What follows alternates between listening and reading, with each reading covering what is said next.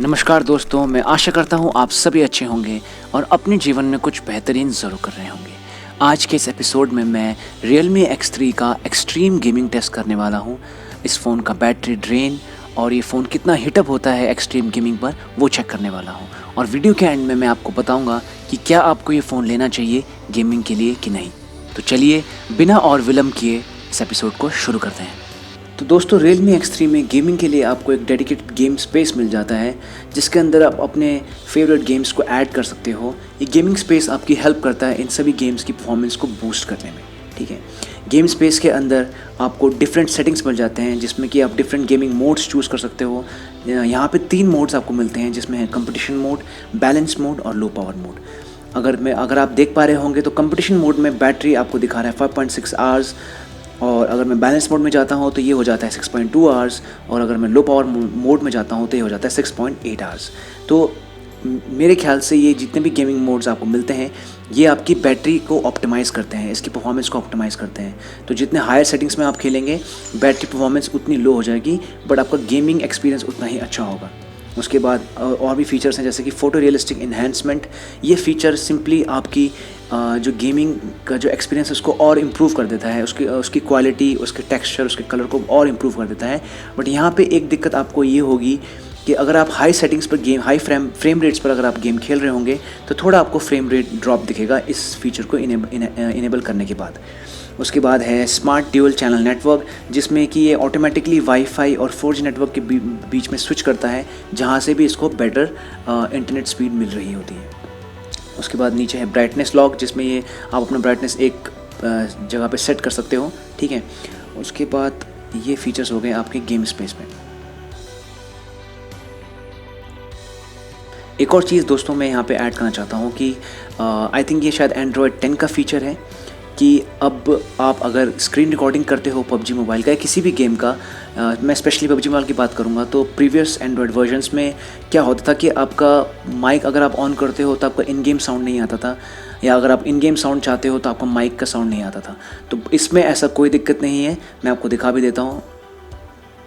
अगर आप screen recording के मैं सेटिंग्स में अगर आपको लेके चलता हूँ तो यहाँ पे अगर आप देख पा रहे होंगे, तो अगर मैं ये रिकॉर्ड माइक्रोफोन साउंड को भी ऑन कर देता हूँ तो ऐसा कुछ नहीं है कि इसका सिस्टम साउंड बंद हो जाता है।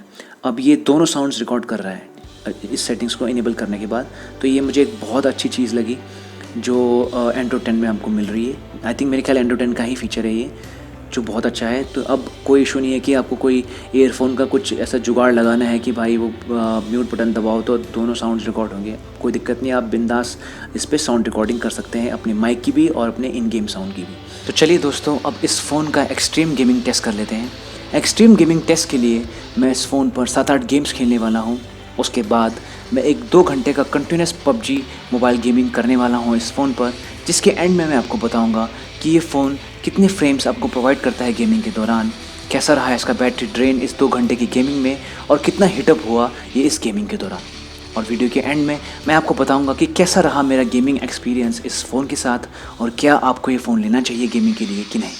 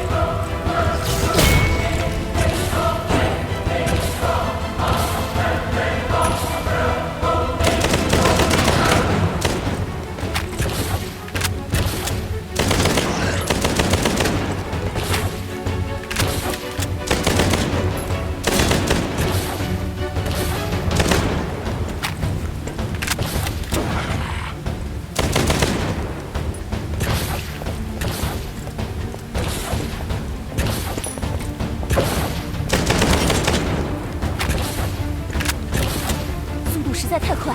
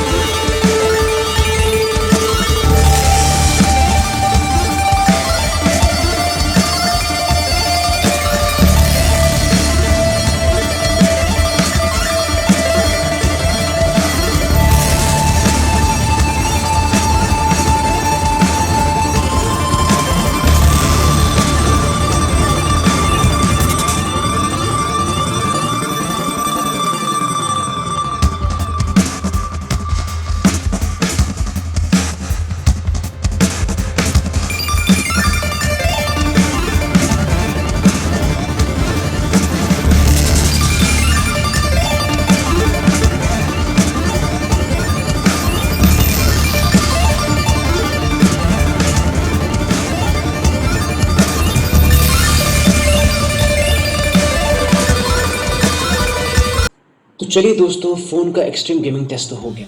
उसका क्या रिज़ल्ट निकला, अब उस पर बात करते हैं। तो पबजी को कंसिडर करते हुए मैं इस पर बात करूँगा। पबजी का क्लासिक मैच मैंने स्मूथ एक्सट्रीम ग्राफिक सेटिंग्स पर खेला। फ्रेम रेट को चेक करने के लिए मेरे पास कोई एग्जैक्ट फ्रेम काउंटिंग ऐप तो नहीं है, बट मैंने मैनुअली गेम प्ले के दौरान बीच-बीच में चेक किया फ्रेम को, और डेफ़िनेटली मुझे फ्रेम ड्रॉप्स दिखे। But majority of the time frames 60 second को टच कर रहे थे, और कभी-कभार 55 एफपीएस तक आते थे, और लोएस्ट वो 30 एफपीएस तक भी गए। बट इमीडिएटली वो वापस 60 एफपीएस को टच कर लेते थे। और मेरे ख्याल से शायद ये फ्रेम ड्रॉप मुझे इसलिए भी देखने को मिला क्योंकि मैंने फ़ोटो रियलिस्टिक एनहांसमेंट फ़ीचर को भी ऑन किया हुआ था, जिसमें क्लियरली ये मेंशन था कि अगर मैं ये फ़ीचर ऑन करता हूँ तो मुझे फ्रेम रेट में ड्रॉप दिखेगा। तो चलिए दोस्तों, अब इस फ़ोन की बैटरी परफॉर्मेंस की बात करते हैं। तो दोस्तों, मैंने पबजी खेलना शुरू किया था 3 बजे, और उस टाइम इसकी बैटरी थी 94%, और 2 घंटे बाद जब मैंने 5 बजे पबजी खेलना बंद किया तो इसकी बैटरी पहुंच चुकी थी 25%। इस पूरे दौरान मैंने जो गेम प्ले किया है दोस्तों, उसमें मैंने 120 हर्ट्ज स्क्रीन रिफ्रेश रेट को ऑन रखा था, प्लस मैंने कंपटीशन गेमिंग मोड को ऑन किया हुआ था। तो इन दोनों मोड्स को ऑन करने पर डेफिनेटली बैटरी ड्रेन ज़्यादा होता है, बट मैं सही बताऊँ तो फिर भी मुझे इसकी बैटरी परफॉर्मेंस काफ़ी अच्छी लगी। अभी भी इसमें 25% बैटरी बची हुई है, और अगर मैं इसे थोड़ा बहुत यूज़ करता हूँ और आइडल रखता हूँ तो ये फ़ोन आराम से आज का दिन भी निकाल देगा। तो बैटरी परफॉर्मेंस तो मुझे इस फ़ोन का ज़बरदस्त लगा। तो दोस्तों, अब बात करते हैं फ़ोन की हीटिंग की एक्सट्रीम गेमिंग के दौरान। तो डेफिनेटली गाइस, एक्सट्रीम गेमिंग के दौरान फ़ोन हीटअप होता है, बट ये मुझे बहुत ऐसा अलार्मिंग नहीं लगा। और अच्छी चीज़ ये है कि जैसा कि इसमें लिक्विड कूलिंग टेक्नोलॉजी का यूज़ किया गया है, फ़ोन हीटअप होने पर भी बड़ी ही जल्दी कूल डाउन भी हो जाता है। तो हीटिंग का मुझे एज़ इन कोई बहुत ज़्यादा इसमें इशू नहीं लगा। तो चलिए दोस्तों, अब बात करते हैं कि कैसा रहा मेरा गेमिंग एक्सपीरियंस इस फ़ोन पर। तो डेफिनेटली गाइस, मैं आपको एक अनबायस्ड एक्सपीरियंस बताऊंगा अपना। मैं बहुत ही खुश हूँ इस फ़ोन को लेके, और मेरा गेमिंग एक्सपीरियंस बहुत ही अच्छा रहा इस फ़ोन पर। मैं मेजॉरिटी हमेशा पबजी ही खेलता हूँ इस फ़ोन पर, और पबजी में मुझे कोई ऐसा लैग, फ्रीज़, किसी भी तरह की दिक्कत, इसमें प्रॉब्लम फेस नहीं करनी पड़ी, और मेरा एक्सपीरियंस बहुत ही अच्छा रहा। आप बिलीव नहीं करेंगे, इससे पहले मैं एक 3 जीबी वाला फ़ोन यूज़ कर रहा था, और उसमें गेम पबजी बहुत ही बेकार चलता था, और जब से मैंने फ़ोन अपग्रेड किया है, मेरा एक्सपीरियंस बहुत ही अच्छा रहा है, और लिटरली मेरा गेम प्ले भी बहुत इम्प्रूव हुआ है। क्योंकि मुझे ऐसा लगता था कि मेरा गेम प्ले ख़राब है, बट एक्चुअली मेरा फ़ोन इतना अच्छा परफॉर्मेंस वाला नहीं था। जब से मैंने ये फ़ोन लिया है, मेरा गेम प्ले डेफिनेटली इम्प्रूव हुआ है, क्योंकि इस फ़ोन का परफॉर्मेंस भी अच्छा है। ठीक है, तो डेफिनेटली गाइस, मैं बहुत खुश हूँ, और इसमें मेरा एक्सपीरियंस गेमिंग का बहुत अच्छा रहा है, और मैं डेफिनेटली आप लोगों को रेकमेंड करना चाहूँगा। कुछ चीज़ें जो मुझे अच्छी नहीं लगी इसमें, जो कुछ इश्यूज़ मैंने फेस किए, वो मैं आपको पहले बता देता हूँ। सबसे पहली चीज़ है, इसमें 3.5 mm का जैक नहीं है, तो मैं एक कन्वर्टर यूज़ कर रहा हूँ, जिसकी हेल्प से मैं अपने ईयरफोन्स को इसमें कनेक्ट करता हूँ। तो जैसे कि मैं एक जायरो प्लेयर हूँ और 3 फिंगर प्लेयर हूँ, तो मुझे थोड़ा-सा अपने फिंगर्स को अभी एडजस्ट करना पड़ रहा है, जिसकी मुझे अभी आदत नहीं है, बट वो धीरे-धीरे टाइम के साथ वो एडजस्ट हो जाए। दूसरी चीज़ जो मुझे लगी, वो ये है कि इसकी स्क्रीन रिकॉर्डिंग में कुछ बग है। मतलब ये बहुत फ्रीक्वेंटली तो नहीं होता, बट जब भी जैसे मैं स्क्रीन रिकॉर्डिंग करता हूँ, कभी-कभार जो स्क्रीन रिकॉर्डिंग में वीडियो रिकॉर्ड होके आता है बाद में, उसमें ऑडियो और वीडियो सिंक नहीं होता। ये बहुत फ्रीक्वेंटली तो नहीं होता, बट कभी-कभार होता है। तीसरी चीज़ जो है, ये आई थिंक मेरे ख्याल से पबजी का ही ग्लिच है, फ़ोन का ग्लिच मैं ऐसा नहीं मानूँ, क्योंकि जब भी मैं टीडीएम मैचेस या क्विक मैचेस या स्नाइपर मैचेस खेलता हूँ, ट्रेनिंग मैचेस खेलता हूँ, तो मेरा जायरो कभी-कभार ऐसा होता है कि वो इन्वर्ट हो जाता है। ऐसा आई डोंट नो क्यों होता है, और जबकि हालाँकि ये चीज़ मैंने कभी क्लासिक में फेस नहीं की, क्लासिक में कभी भी ऐसा नहीं हुआ, बट ये चीज़ स्पेसिफिकली टीडीएम डेथ मैचेस या आपके क्विक मैचेस या आपके स्नाइपर ट्रेनिंग मैचेस में होता है। और अगर मैं थोड़ी देर जायरो को ऑफ करके थोड़ी देर मैच में खेलता रहूँ और फिर जायरो को ऑन करूँ, तो वापस नॉर्मल पोजीशन में आ जाता है। तो ये मुझे कुछ पबजी का ये बग है या ग्लिच है, मुझे पता नहीं, बट ये चीज़ मुझे फेस करनी पड़ी। इसके अलावा और कोई भी दिक्कत इसमें नहीं है। तो चलिए दोस्तों, अब बात करते हैं कि क्या आपको ये फ़ोन गेमिंग के लिए लेना चाहिए कि नहीं। अगर आप मेरे पर्सनल ओपिनियन की बात करें, तो मैं तो डेफिनेटली रेकमेंड करना चाहूँगा आप लोगों को ये फ़ोन, क्योंकि मेरा एक्सपीरियंस गेमिंग को लेके इस फ़ोन के साथ काफ़ी अच्छा रहा। मैं मेजरली पबजी ही खेलता हूँ इस फ़ोन पे, और मुझे कोई दिक्कत नहीं हुई पबजी को खेलने में इस फ़ोन पर, और मेरा एक्सपीरियंस बहुत ही अच्छा रहा। ये कोई स्पॉन्सर्ड वीडियो नहीं है जिसमें मैं कोशिश कर रहा हूँ इस फ़ोन को सेल आउट करने की। मैं एक रेगुलर कस्टमर हूँ, और अपने रेगुलर यूज़ के लिए मैंने ये फ़ोन लिया है, और आप सभी के साथ अपना एक अनबायस्ड एक्सपीरियंस शेयर कर रहा हूँ, जो काफ़ी अच्छा रहा है। हाँ, इस फ़ोन में कुछ इश्यूज़ भी हैं, जैसे कि 3.5 mm का जैक नहीं है, जिसे आप इजीली रिजॉल्व कर सकते हैं कन्वर्टर के साथ। इसमें एमोलेड स्क्रीन नहीं है, बट इसके साथ जो डिस्प्ले मिलता है IPS 120 hertz full HD display, वो भी काफ़ी अच्छा है और काफ़ी अच्छा व्यूइंग एक्सपीरियंस देता है। अगर आप लोग एमोलेड स्क्रीन ही लेना चाहते हैं तो या तो आपको प्रोसेसर में कॉम्प्रोमाइज़ करना पड़ेगा, जैसे कि आप OnePlus Nord के साथ जा सकते हैं जिसमें आपको 765G मिलेगा, या फिर 5-6 हज़ार रुपये एक्स्ट्रा देकर आपको Realme X2 Pro या कोई और फ़ोन लेना पड़ेगा जिसमें आपको एमोलेड स्क्रीन मिल जाए। बट अगर आप लोग टाइट बजट पर हैं और 25 से 26 हज़ार ही आपका बजट है, तो मेरे ख्याल से इस बजट में इससे अच्छा फ़ोन अभी तो मार्केट में अवेलेबल नहीं। तो दोस्तों, फाइनल वर्ड्स मैं यही कहना चाहूँगा कि डेफिनेटली गाइस, मैं आपको रेकमेंड करना चाहता हूँ ये फ़ोन, क्योंकि मैं इस फ़ोन से बहुत सेटिस्फाइड हूँ। बाकी आप लोग खुद बहुत समझदार हैं, फ़ोन लेने से पहले डेफिनेटली रिसर्च कीजिए और फिर डिसाइड कीजिए। तो चलिए दोस्तों, इसी के साथ ही एपिसोड यहीं पर ख़त्म होता है। मैं आशा करता हूँ आप लोगों को एपिसोड पसंद आया होगा। पसंद आया हो तो लाइक और कमेंट ज़रूर कीजिएगा, और अगर चैनल पर नए हैं तो सब्सक्राइब ज़रूर कीजिएगा, इससे हमें बहुत हिम्मत मिलती है। आप सभी अपना ख्याल रखिएगा। मिलता हूँ आप सभी लोगों से अगले एपिसोड में। तब तक के लिए नमस्कार, धन्यवाद, जय हिंद।